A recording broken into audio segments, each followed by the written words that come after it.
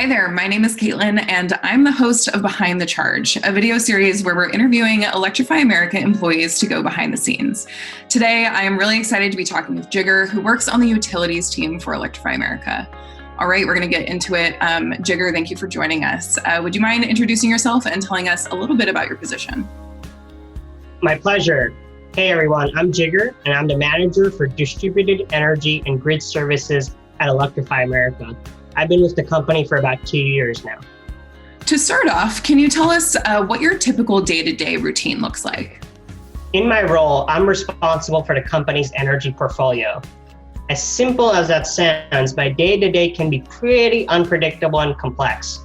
Aside from the basics of trying to keep the lights on at over 400 sites by paying the utility bills and managing your energy costs, I'm also responsible for the distributed energy resources, or DERs, at Electrify America, including the rollout of over 100 behind-the-meter energy storage systems at our locations to help manage those energy costs.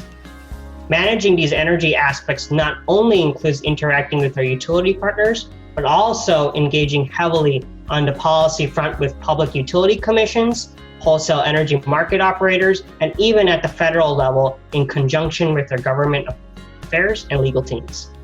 I know you work really closely with different utilities. Can you tell me the benefits of having those relationships? A part of the benefit working collaboratively with our utilities is that what we're doing is pretty new. Many of them have never had a DCFC station in their service area before, and even more have never encountered an energy storage system behind the meter to help manage costs and reduce those demand charges I mentioned earlier. We're working with them in many cases to define processes for the first time as the electric grid evolves to accommodate EVs and distributed energy resources, or DERs, like our energy storage systems.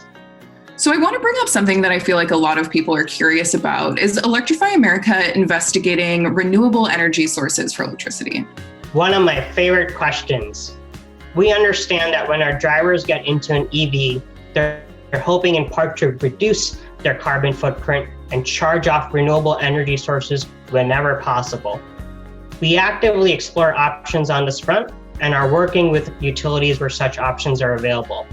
Aside from those options, we recently announced that in addition to our DC fast chargers, we'll be installing 100% solar-powered level 2 charging options in select rural areas in California, with onboard energy storage to allow drivers to charge even when the sun isn't shining.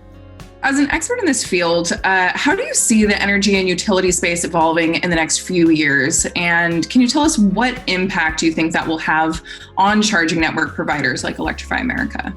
I'm hopeful that we can help our utilities recognize the unique nature of EV charging load, and that will result in better electric rates, especially those peak power demand charges that can facilitate more charging to open up nationwide. Cost-effective grid-scale energy storage also has the potential to level out that minute-to-minute matching between generation and demand that happens today behind the scenes, which can help increase the amount of renewable generation that we can put in a grid and also help reduce our carbon footprint as a society.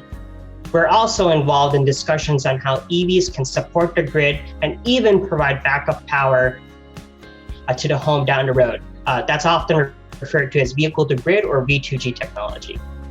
What are some parts of your job that we might not expect you to perform? I was pretty surprised when I came into this role about how much of a Wild West it was with respect to commercial utility rates and energy storage policies.